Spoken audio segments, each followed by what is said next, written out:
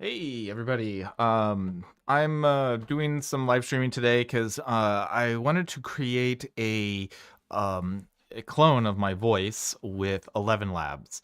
I have already done that before. I did like a quick cloning, but they have a new advanced professional cloning. But you do need to have about, oh gosh, what was it, like a 3 hours?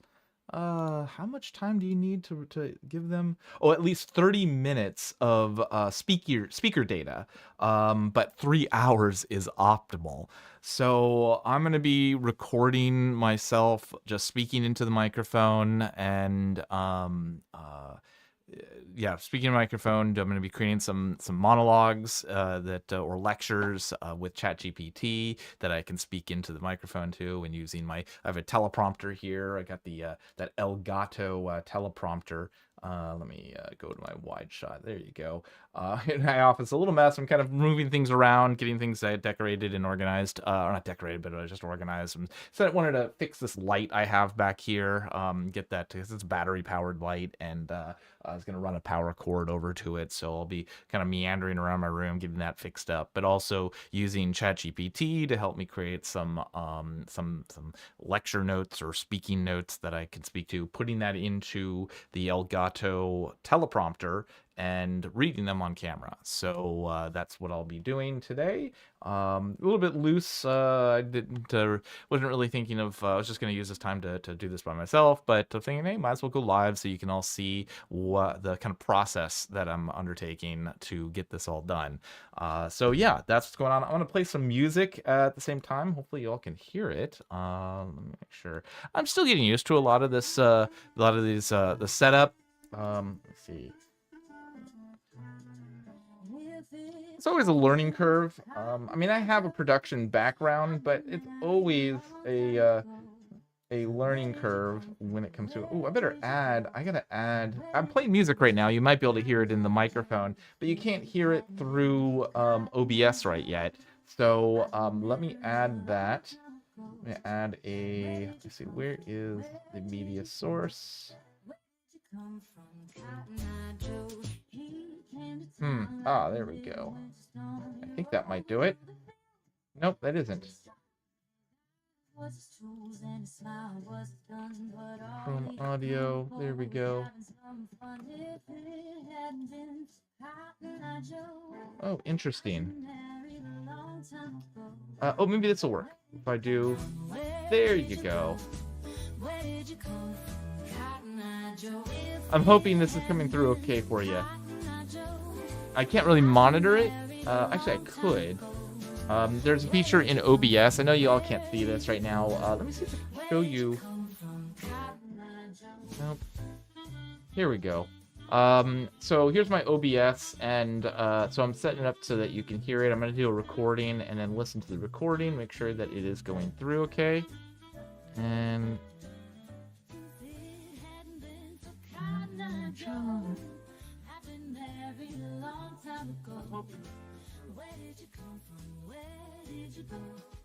I apologize. This is a messy feed or a messy live stream. I'm really just ad hoc doing this right now. Just I'm like, well, might as well let you all watch.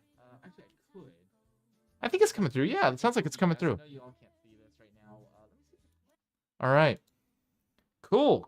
Let's get the music back playing. So as you see, here's the teleprompter script.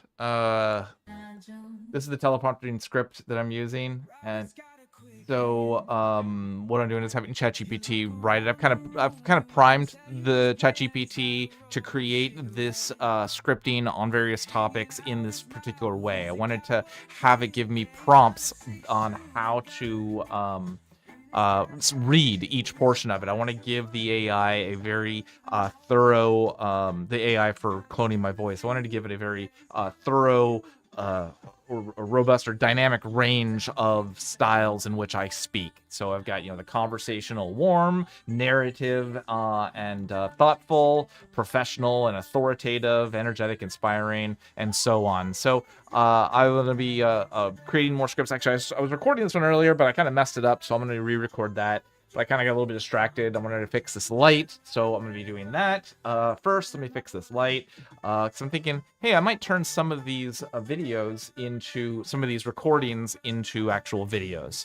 So that's what I'm going to do. Actually, one thing I want to do is set up my my wireless mic. So when I walk around the room right now, all audio is being picked up from this microphone, but I want to set it up so I can wear a lapel mic and so I can wander around the room and you can hear me.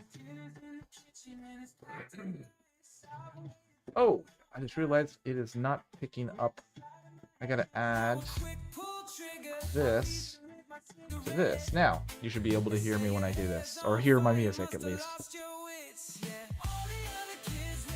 So this is the DJI Mic 2 favorite mic. Let's see, how can I install this? Oh, I can install it right there. It has a USB-C. Oh, there. It has a USB-C connection, and so there we go. USB-C connection. So what I do is just take the receiver and pop in the USB-C connection. And then I can just plug this directly into my computer, and it's now an audio input. Turn it on. All right, picking up that. Then just plug that into my USB-C.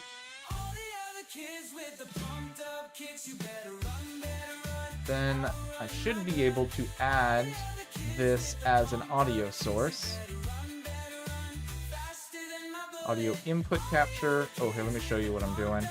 There we go. So I'm going to add a audio input capture, and this is going to be DJI Mic 2. And pick the DJI Mic 2, if I can find it here.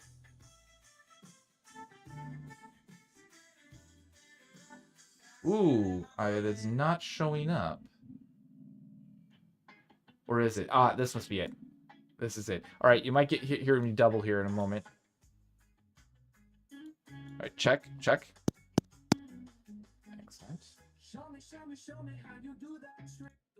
All right, there we go. I think we should be coming through on the DJI Mic 2 now. I'm going to go ahead and put this on. I'm going to use my there we go. I'm going to use my pendant to hold this. So even though I'm wearing a sweater, it should be held up pretty well there. But I'm going to use my pendant anyways. I love this thing.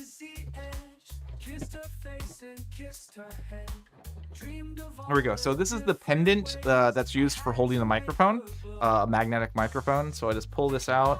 I'm going to put this down.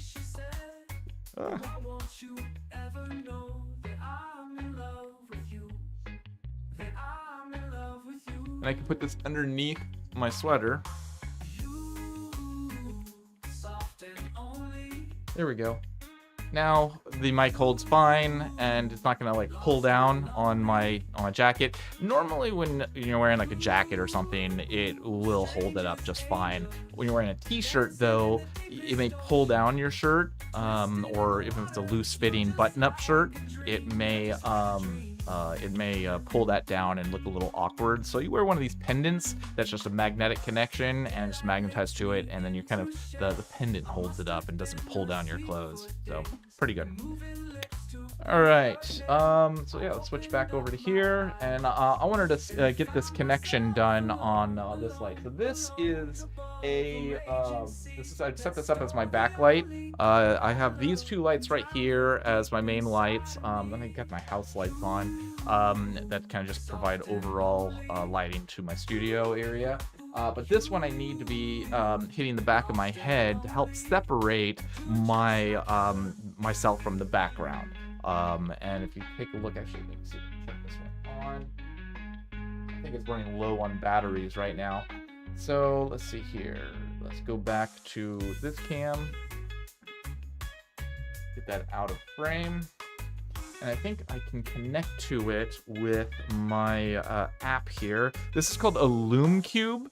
Again, I am not sponsored. I know I talk a lot about lot of different products. You know, ElevenLabs I'm working with right now, Suno AI, and then Tech Gear, Elgato. I got the the Insta360 cam here, Sony cameras. I talk a lot about equipment. I am not sponsored by anyone. I don't even have an affiliate links yet, so I'm starting to set up my affiliate program. So here, let's see if I can connect to my Loom Cube. Bluetooth pairing. I might need to set this. Yeah, I have to press and hold this button to get the Bluetooth going.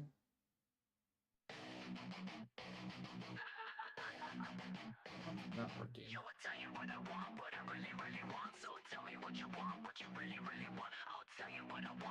There we go. It's now has a little Bluetooth symbol. You probably can't see it. There's a little Bluetooth symbol on there now. Let's see if I can pair it.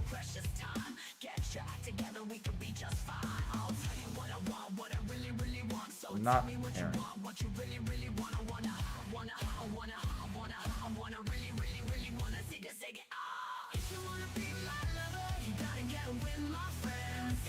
Let me make sure my phone's Bluetooth is on.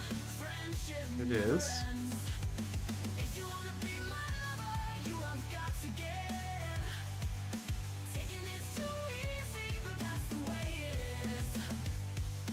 Looking through the devices on my Bluetooth.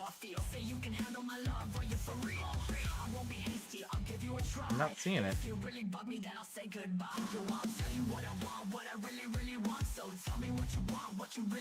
By the way, music we're listening to right now is, well, this is Spice Girls, Wannabe, and I restyled it with Suno AI. I love taking, like, popular songs or songs that I just have memories of and redoing them in a new style that's unusual. Let me close out the app.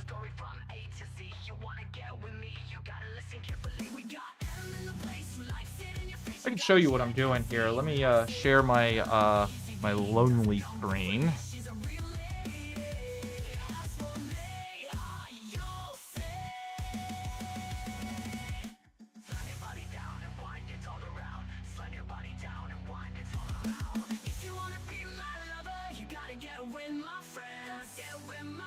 Where's lonely screen? Just closed it. Boy.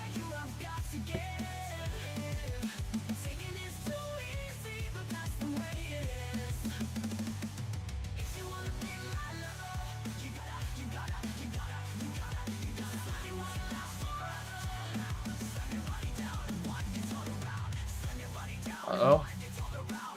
Just realized my microphone here, my DJI microphone, didn't get transferred over. There it is. I need to transfer this microphone over to each of my... There we go. Where are you? We got some work to do now. Scooby-Dooby-Doo, where are you? We need some help from you now. Come on, Scooby-Doo, I see you, pretending you got a sliver. But you're not fooling me, cause I can see the way you shake and shiver. You know we got a mystery to solve.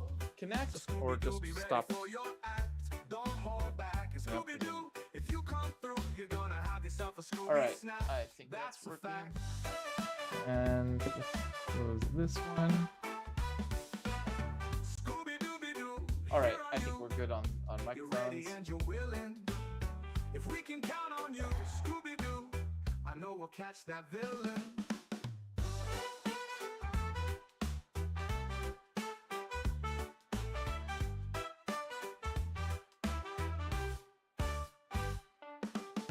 Come on, Scooby-Doo, I see you, pretending you got a sliver. Alright, Bluetooth is on.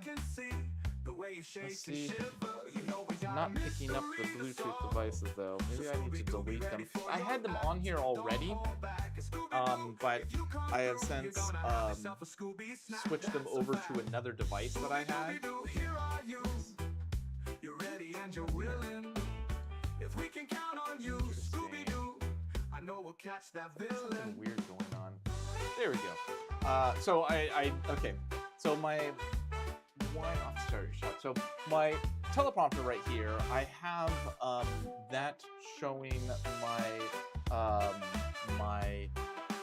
camera or my feed, so I can look at myself and see what's going out on my feed right here as I'm looking into the camera. And so right now I can see myself looking directly at myself as I'm talking to you.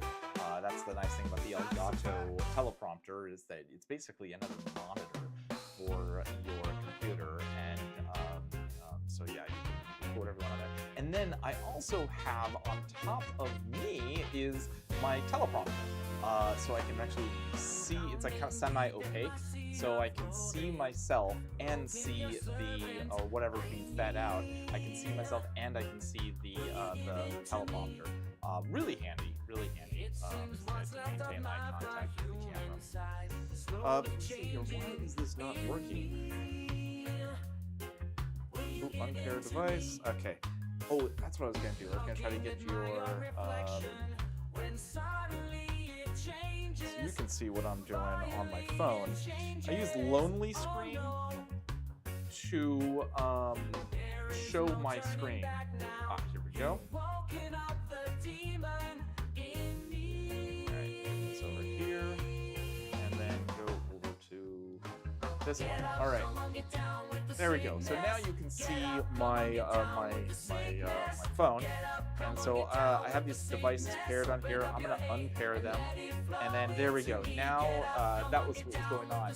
The Panel Pro was not in the ready to pair. Ask me to register. Oh man, I've already registered. Oh, there we go. Okay, I didn't need to put the information. Good. All right, so now I can control my device here on my phone. Adjust the brightness. Adjust the color. And it is going low on batteries. I can make it look like a fire. See that in my like a siren. So pretty cool. But what I wanted to do is, right now it's just battery operated. There's just a single battery, or it has a battery in it. And so I wanted to connect it to power.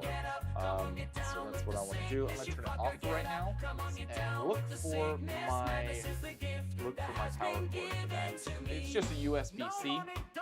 So I'm going to try to find that.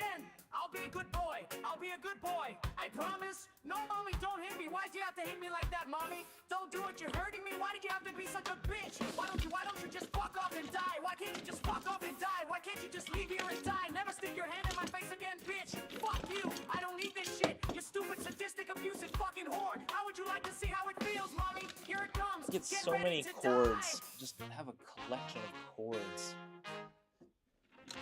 I always find that I need something new or just don't have the right thing at that moment, so I end up purchasing another one on Amazon, and then I rearrange my setup, and then I have extra cords that I need. I've gotten better with cords. I used to have just massive amount previously. Okay, what I think I might have to do, I have just a standard USB-C here. The distance I need it to go is not far. It's only like 6 feet. I need a 6-foot cord, and I have some 6-foot USB-C cords, but I'm already using them already here on my desk, say. So I don't want to buy another one. Is there one that I'm not using? No, I'm using them all. So, yep, I think I'll just have to improvise with this, and I need a plug. What is this? Oh, guess what song this is? Oh All these songs are on my YouTube channel, by the way.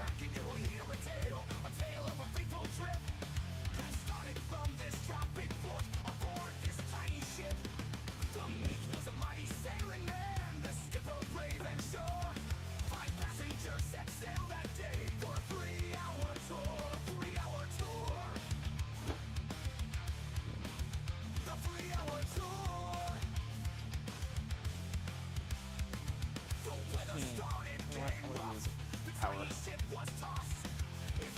Extension.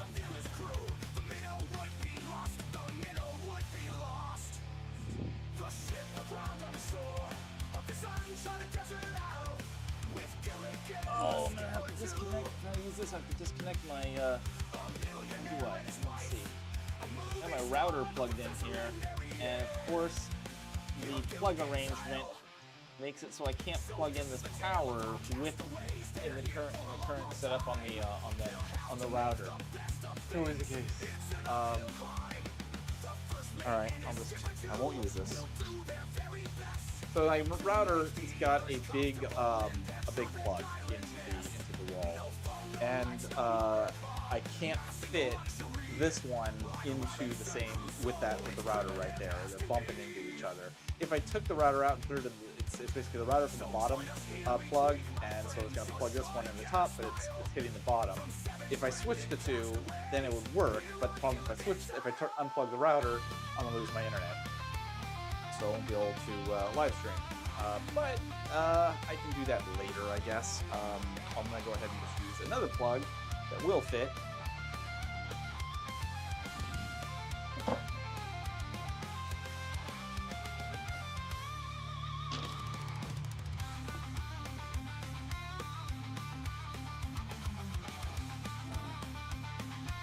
Alright, and another problem.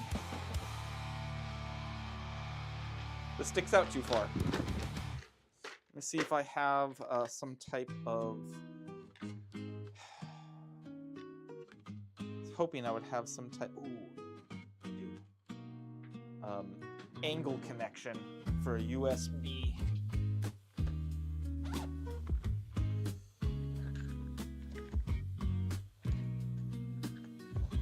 I believe I do have an angled connection, yes.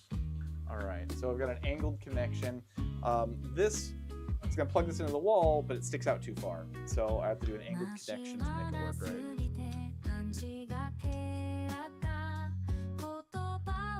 Luckily, it's only power I'm pulling from here. I wouldn't necessarily have this level of connections if it was a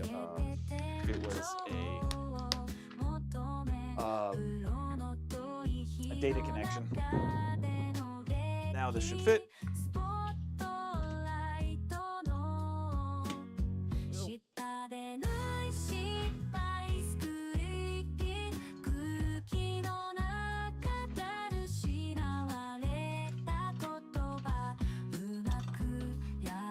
A little bit about this song that we're listening to right now. This song is called Accidental Irashaimase. It's a song that I wrote with ChatGPT, and it's based off of a real experience. There's a music video on my channel. You can watch it. Again, I use my channel as a playground for playing, these AI tools, video generations, and things like that. I think that's when I was first introduced to consistent character generations in Midjourney. So I'm like, I wanted to make this music video featuring this girl in Japan, and she's navigating this retail environments, and wanted to try to make that consistent character throughout. So that was one of my first attempts on making consistent characters with Midjourney, and then animating them with other tools such as Runway ML. But the songs, the impetus of the song came from a real life experience I had when I was visiting Japan. I was in Yokohama, I believe it was Yokohama this happened, and mid-July, extremely hot and humid, and I like the heat, but I'm not a humid person. I just sweating profusely. So what I ended up doing was check my I'm gonna check the feed here, make sure we are feeding out correctly.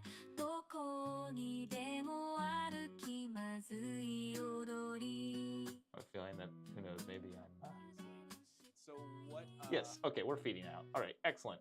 It's funny. I'd be probably doing this live stream and realize, oh, my audio is not working correctly or something. But anyways, so yeah, I was in Yokohama and extremely hot, sweating profusely. I'd leave during the early morning, and we'd be out all day.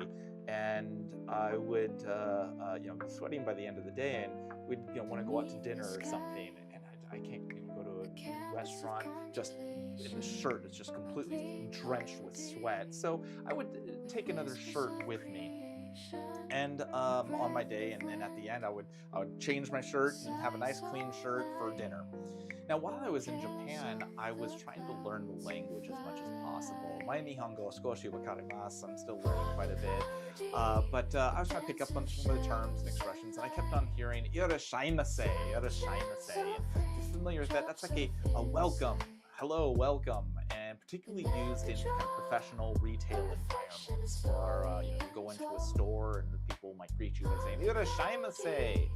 And we were kind of doing some shopping, so I heard this all over the place. So I know "irashaimase." So I was going to change my shirt right before dinner after having it all sweaty. So I go and find a restroom. We actually just got off the train, and I was walking through the train station, and it's like there's a restaurant not too far from the train station, and so I decided to use one of the restrooms in the train station, and it's immaculate. What they say is true about Japanese restrooms. They are immaculate, even in like subway stations. So I go into this restroom, and it's just a single stall and a sink. So the stall that has a door and a sink outside, and there was somebody in there. And so I'm waiting there, my shirt in hand, drenched, just this sweat-soaked shirt, and I'm holding onto my dry shirt, waiting for this person to come out of the restroom, the stall, and just waiting there, at the sink, inside the restroom, but not in the stall. And I'm thinking, I can just change my shirt right here. It's gonna be really quick. I can change my shirt. I don't need to go into the stall for it. So I just do it right then. So I'm like peeling this shirt off, this wet shirt off my body to change. And just as I have the shirt above my head like this, somebody walks in from the outside. I can't see them, because I have this shirt over my face, and I'm trying to think, what do I say? The first thing that comes to mind is "irashaimase." So I yell "irashaimase" to this, not yell, but say "irashaimase" to this person, and they just walk out. I did not use that term in the appropriate context. Changed my shirt, left. I didn't know who that person was. But I'm looking around, I'm like, I don't know who it was, but I'm certain they know who I am. So that's where accidental "irashaimase," that the idea for that came up. So yeah, I used ChatGPT to help me create some lyrics about being socially awkward in retail environments, or just interacting with people, and then I translated it into Japanese, and that's the song. So if you were to translate it back, it would be about just socially awkward situations, saying inappropriate things accidentally at inopportune moments. All right, let's see. Oh, I need a. So I use these USB angles connections, because this, I don't want to have the cord sticking out of it like that. I prefer to have it kind of more flush with the battery, or with the light. So I can use that. Just plug it in, give it some power. Yes, power is good. Now I need to get some ties. There's one. That's too short. Little Velcro ties to Velcro down the cord to the pole here. Boom.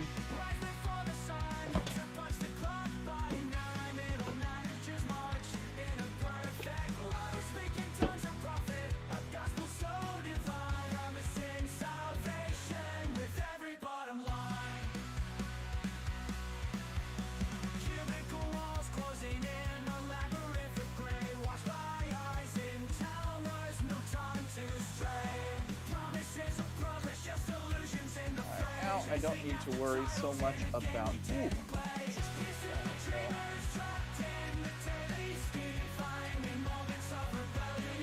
Jury rig this.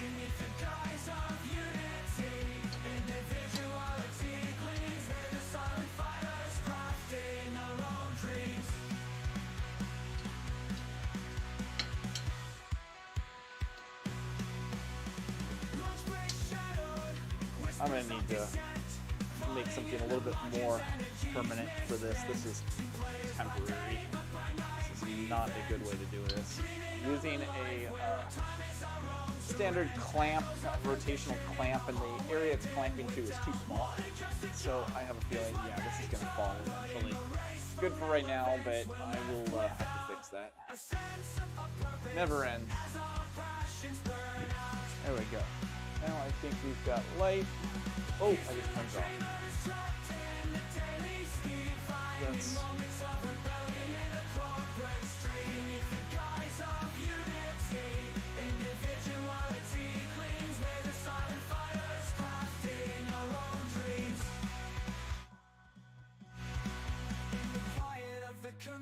we find our solace, questioning the worth of the perpetual office malaise, seeking signs of life in a concrete oasis, yearning for a spark in the endless weekdays. Here's to the dreamers trapped in the daily. So there, you might be able to, so I can turn this off.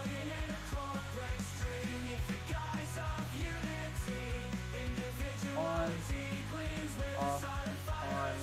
So see how it's kind of changing. So we march on in the shadows. Let's put a little too much shadow right here. Or just like, oh yeah, it's not angled correctly. That's a little better. And it's not perfectly. I'd like to have it more in the middle, but I think it works for right now. No, I can't really. Actually, I can. Let me turn off the opacity. Oh. Nurtured on ideals we barely understand. Trust and expectations walking in a line. Echoing the chorus of a dream that isn't mine. There we go. Oh, we're sculpted for roles with invisible strings. Munchausen by proxy. See how the light kind of turns on and off? We got my head right here.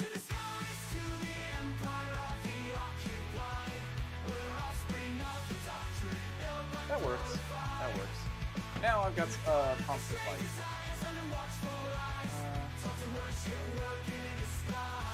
All right. Now get back to what I'm supposed to be doing today is recording audio. So let's do that. Let me turn off the music. Oh, so I've got the teleprompter, which you can't see. Actually, yeah, you can see. Well, sort of. So there's a teleprompter application here. Yeah, right here is the teleprompter application. And I've added the text. I haven't yet read this. I started to, but I kind of messed it up. So then I got distracted. And so now I am going to read this again. And I've got this, my Stream Deck here is going to allow me to, on the teleprompter, let me see if I can show you the teleprompter, what it shows. Monitor, let's see if I can change the monitor setup. Let's see if we can change the monitor setup so you can see what I'm talking about. There we go. So this is for monitor 3. Ooh, that's... Actually, that will work.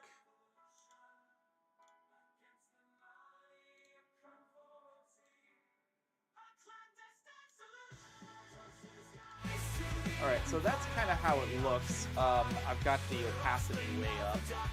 There, I can like that. All right, so I can control it using this. I also have a Stream Deck pedal, and so I could use the pedal to do that, but I just set it up on my Stream Deck keypad here, so I can move it back and forth. Now it does have an AI version or an AI tracker where it'll listen to my voice and it'll listen to my voice and then move with how I'm saying it, which is I tried it a couple times, it worked, but it was a little awkward. Now I can't get it to start again, so I'm gonna have to spend some time problem solving and figure out what's going on. But yeah, that is that's how that works. All right, let me switch over.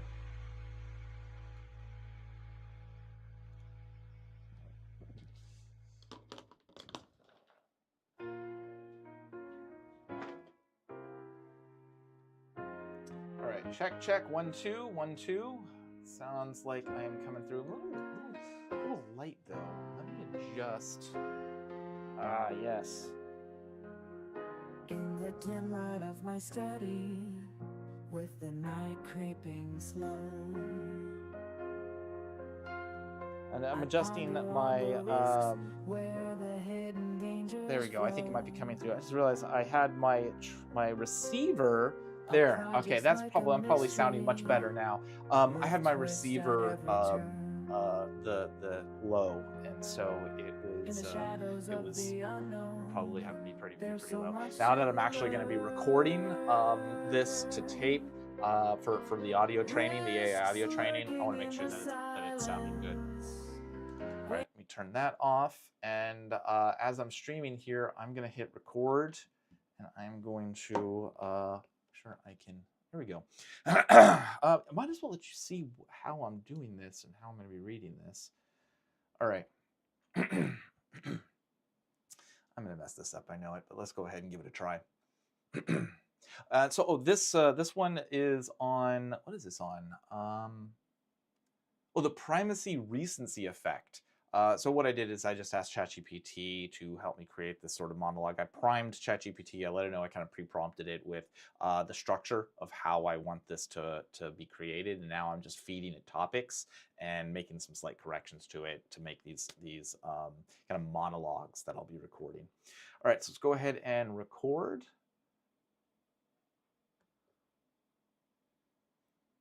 There's a fascinating pattern in how we remember things. The moments at the very beginning and the very end tend to stay with us, while the parts in the middle fade more quickly. This isn't random. It's a cognitive phenomenon called the primacy and recency effect. Whether we're learning, presenting, or even just recalling a conversation, these two moments hold incredible power in shaping our memory and understanding. Think back to the first day of school, the excitement, the nerves, the anticipation, all tied to that initial impression. Now, fast forward to the last day of the same school year, the sense of closure, the final goodbyes. Those moments, the first and the last, are the ones we carry with us. The primacy effect locks in the beginning, while the recency effect holds on to the end. Together, they shape what we remember most clearly. In the realm of education and cognitive science, these effects are game changers.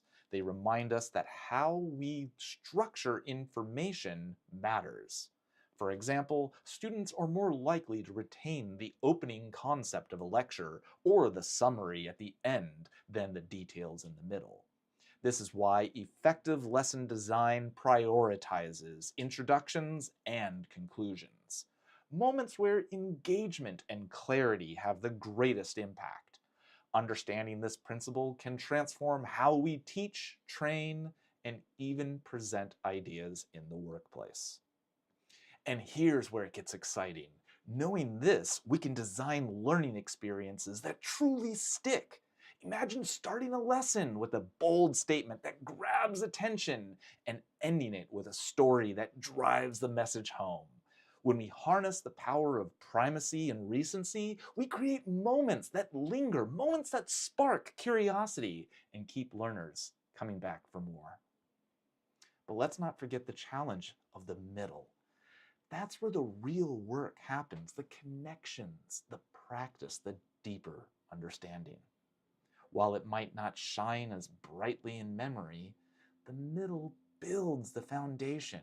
It's a reminder that even the parts we don't immediately recall are still shaping who we are and what we know. And of course, the primacy and recency effect isn't limited to learning.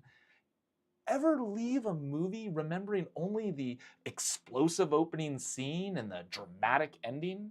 Or how about grocery shopping, where you recall the first item you saw and the last thing you picked up, but completely forget everything in between? It's a quirk of memory that keeps life, well, interesting. So the next time you're learning something new or teaching someone else, think about how you start and how you finish.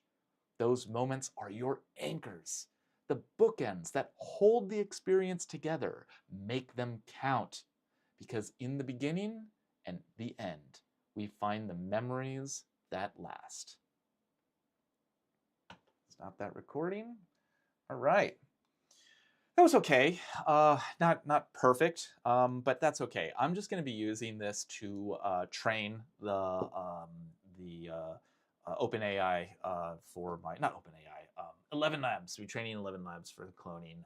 So yeah, I need like 3 hours of this. So I'll what I'll do is I'll create another one. Let me go over to. Oops. Just realized my mic 2 isn't over here yet. So let's do that. And where is ChatGPT? Oh, why is ChatGPT not showing up on my screen right now?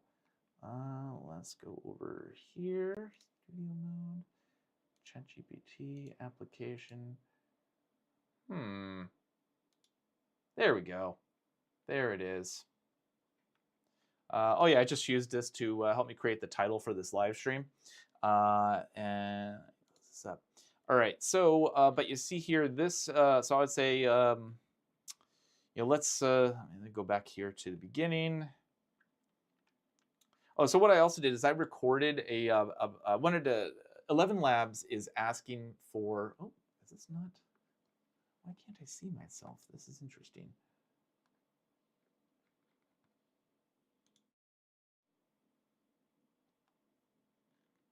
Uh-oh. There we go. All right. I think that was working. I couldn't see myself here in my prompter. So I hope it was working for y'all. So the ElevenLabs required that I add a description of my voice as well as tags to further define or label what my voice will be. So what I did is I recorded a monologue and then popped that into ChatGPT, prompted it with the relevant information from ElevenLabs on what it was asking for on the description with an example, and then it gave me that information. So it listened to my voice and gave me that description and tags that I ended up using for the ElevenLabs. I adjusted them slightly, but yeah, that's it. Then I've asked it to create that monologue. Actually, I think I did that earlier in this chat session. So yeah, I asked it to like to adjust monologue. Let's see here. Create a monologue that I can say into the microphone and record to an audio file. The monologue should have text that gives you a good indication of my voice style so you can create that description and tags.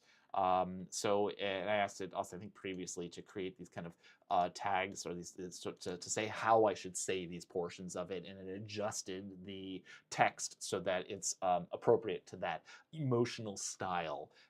So that's kind of what I've set it up to do.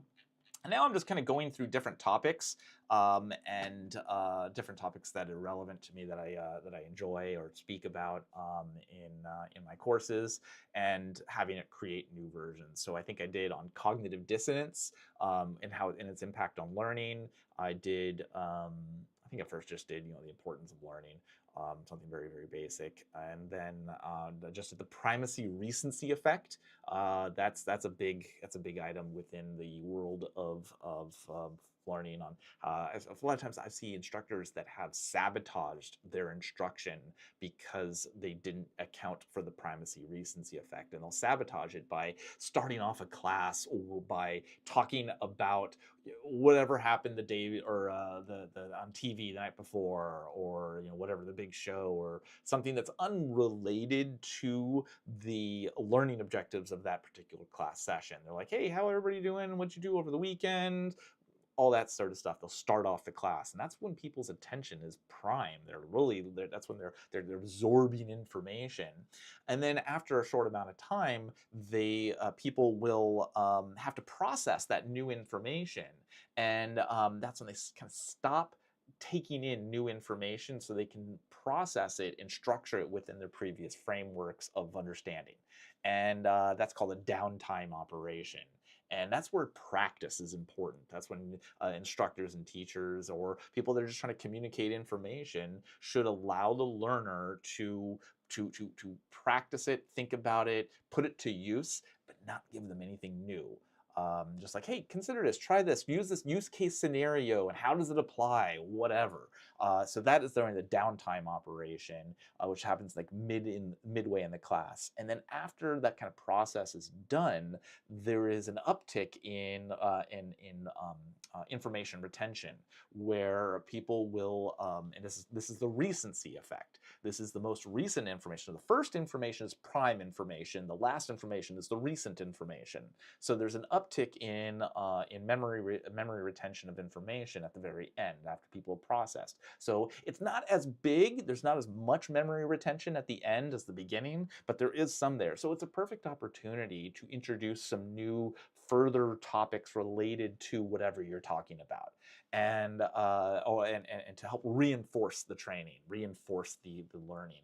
So that's where that's where kind of the basis of Gagne's 9 events come into place.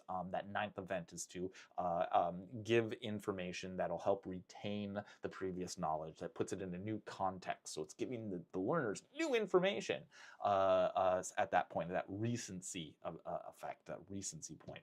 So that's the primacy recency effect, and how it impacts learning. And I see so much often people are, it's like start off with, hey, what did everybody do last night? And then they give them all the information in the middle of class where they're not retaining it. And at the end, they talk about, hey, everybody, what are you going to be up to this weekend? You're going to go to this party or do this thing or watch this show, whatever. And so everybody leaves the class remembering what everybody did over the weekend and what they're going to do at the upcoming event. None of the relevant course content. So that's how sabotage can happen. All right, so let's do another topic. Let me think of another topic we can talk about in this monologue. Let's see if there's anybody that's I'm not watching. I'm not watching the chat feed right now. I'm still getting used to a lot of these features and technologies on streaming and everything. I know I should probably have like a chat window up where I'm watching my viewers. Sadly, I'm not doing that right now. I'll get to that point where I will be able to interact with you more on the live stream. But right now, I'm doing so many other things. Stepping stones, basically. New to this still, fascinated by the technology. I'm a tech geek, but mostly theoretical. I like playing with the toys, but I haven't been traditionally making content.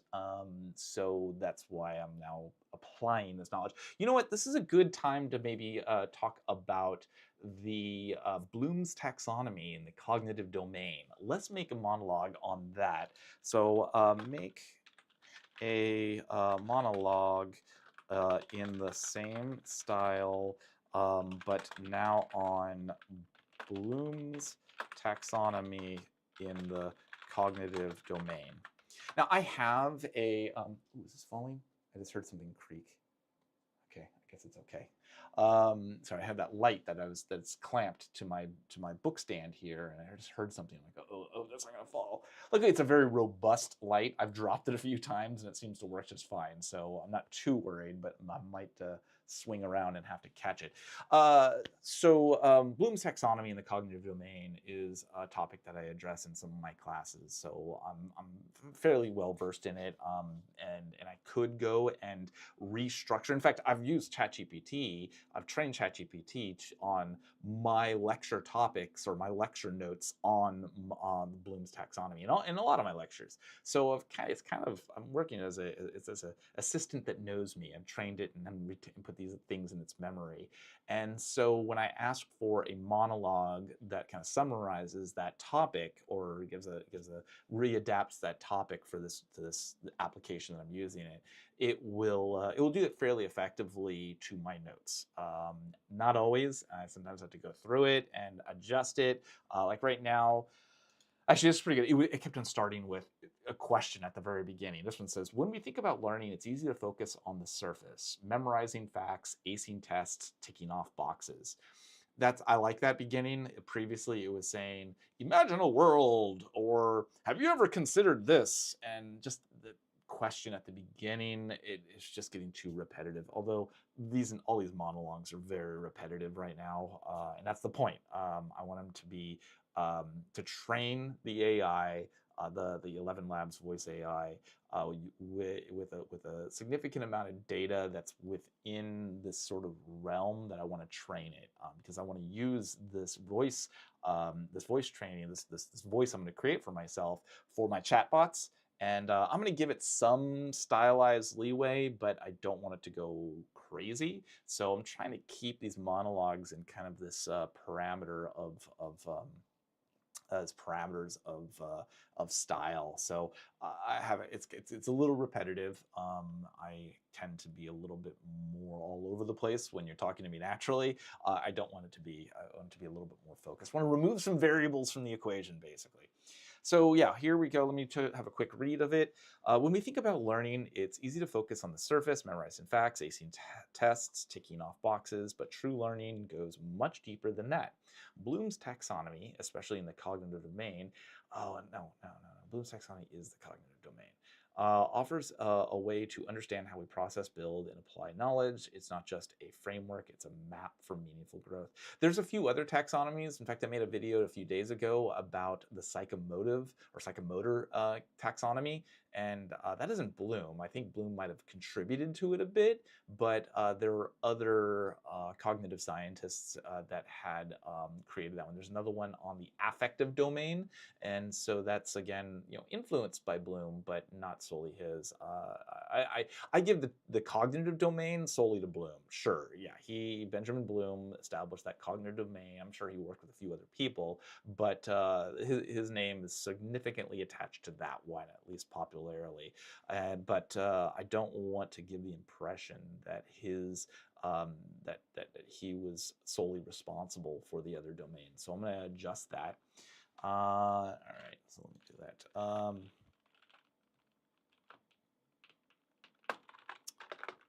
Rewrite so that it isn't implied that Bloom established other taxonomies. All right, let me see. Continue reading. Picture this. A student is learning about ecosystems. At first, they might memorize definitions, producers, consumers, decomposers. That's foundation. But soon they start connecting the dots, analyzing how the roles interact in a food chain. It's not really talking about the structure. By the end, they're designing their own model of a sustainable ecosystem. What started as a simple recall evolved into creativity and application.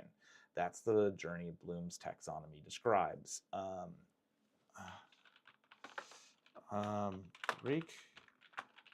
Oops.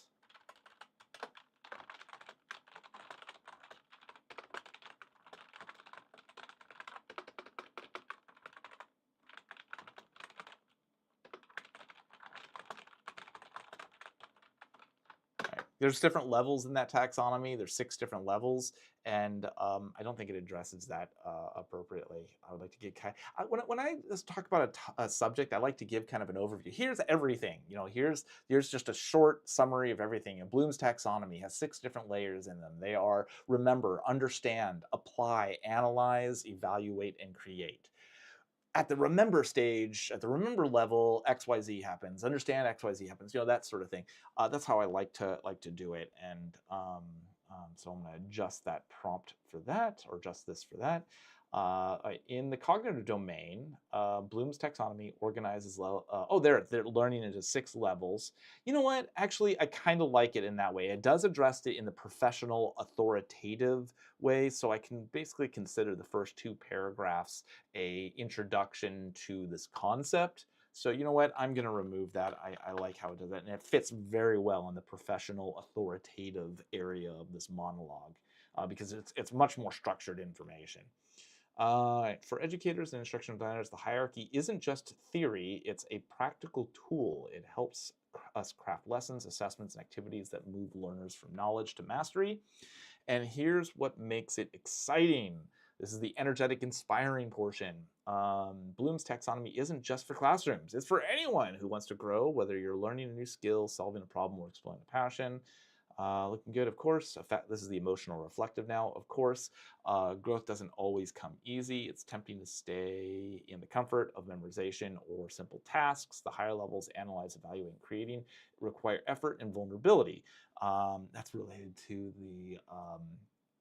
I did one on cognitive dissonance, and that's where cognitive dissonance really kicks in at those higher levels, where you're having to engage your deeper thinking mindsets and things like that. Oh, it's almost lunchtime. It is past lunchtime. All right, let me get this one done, and then I'm going to call it quits and go grab some lunch. Anyways, this is looking pretty good. I just want to adjust that opening about the implied establishment of this cognitive domain, of other domains, to Bloom. Looking pretty good. Let's finish this one up and switch over to here. Right. All right, very good. I'm going to grab this text and oops, that wasn't right. I forgot I had reset my transitional pedal here, my Stream Deck pedal. I transitioned it and to not be all right, I switched it away from being a transition. All right, so I'll erase the original script and record and put in the new one. And now I can see it on my screen. In fact, let me go to 3 here. Transition. All right. So now you should be able to see it, but it's got that overlay right now. I'm going to change the opacity. There we go. So now you should be able to see it just fine. At least the text. All right. Now I can control this. And very good. I think we're good to go. So I'm going to go ahead and do a recording. Take a drink of water. It's funny, when I'm in VR, I take a drink of water. It's like right next to the microphone in my VR headset. And I always think people have often accused me of taking a bong hit because it sounds a lot like a bong hit. I don't do any drugs. I just drink a lot of water. All right, let's see, where am I at? Okay, let's hit record. When we think about learning, it's easy to focus on the surface, memorizing facts, acing tests, ticking off boxes. Okay. When we think about learning, it's easy to focus on the surface, memorizing facts, acing tests, ticking off boxes. But the true learning goes much deeper than that. Bloom's taxonomy, specifically in the cognitive domain, helps us understand how we process, build, and apply knowledge.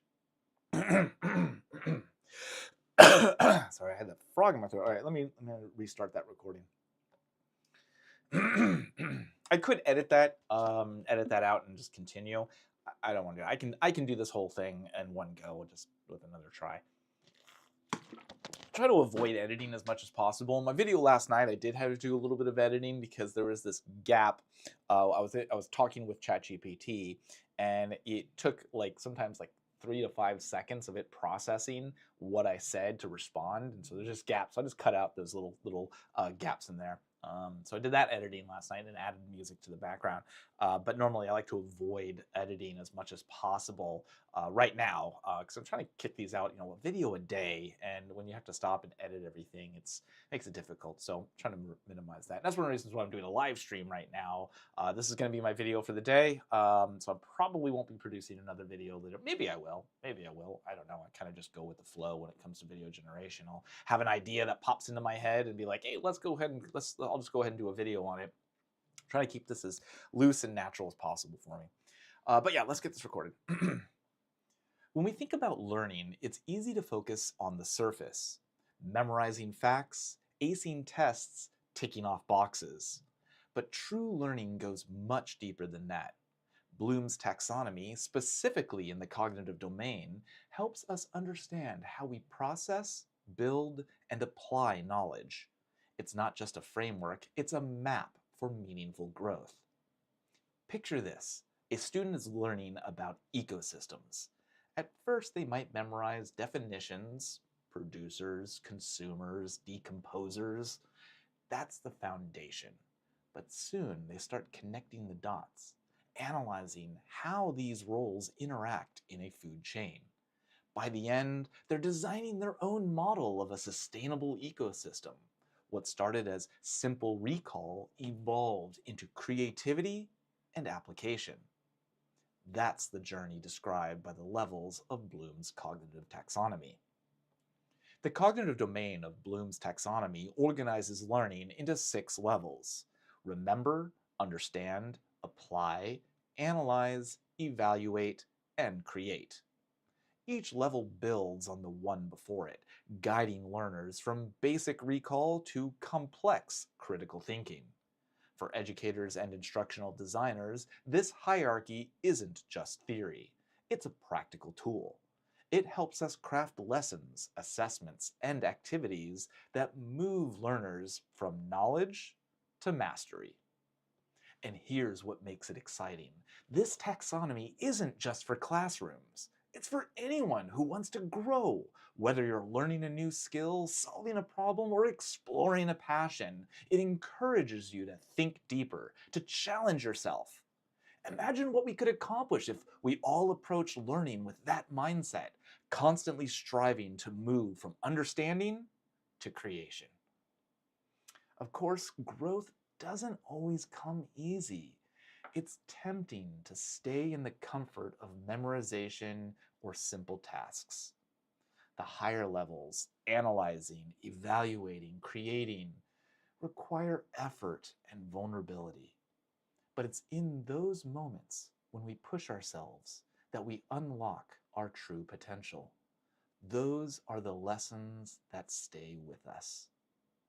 And let's face it, the hierarchy pops up in unexpected ways. Ever try to cook a new recipe? First, you remember the ingredients, then you understand the steps, apply that knowledge, and soon you're analyzing why the sauce didn't thicken. Before you know it, you're evaluating substitutions and creating your own versions of the dish. Who knew cooking could be so academic? Bloom's taxonomy in the cognitive domain reminds us that learning is a process, a journey from the basics to brilliance. Whether you're a teacher, a student, or just someone who loves to learn, embrace the steps. Start with remembering, but don't stop there. Push yourself to understand, to apply, to analyze, evaluate, and create. Because at the top of that pyramid is where true learning and true growth happens. I think that worked out pretty well. I think that's some good data, good training data. All right, I'm gonna go grab some lunch. So thanks for tuning in, and I'll see if I can go live or make another video later this evening. I will be going into big screen VR this evening, so about maybe about 7. Actually, I'll probably wait till the kids go to bed, so maybe after 8 o'clock p.m. Pacific time. So if you're around, jump on. If you have VR headset, jump into big screen VR. I'll be probably playing around with exactly what I'm doing right now, and training 11 Labs. So I'll have a room open, probably something called like learning new AI tools, something like that. So keep an eye out for me. It's my name here, KevStormJ, Kevin Storm Jorgensen, KevStormJ. Look for that, and join me. Say hello. We'll have a chat and have some fun in VR. Maybe we'll make some music. Whenever I'm in big screen VR, people are asking me to make some music with Suno, and we have fun doing that. Had a great session the other night. Shout out to Slugnard. That's Slugnard. We had some fun with your song. So with Suno AI. All right. Thanks a lot, everybody, for tuning in.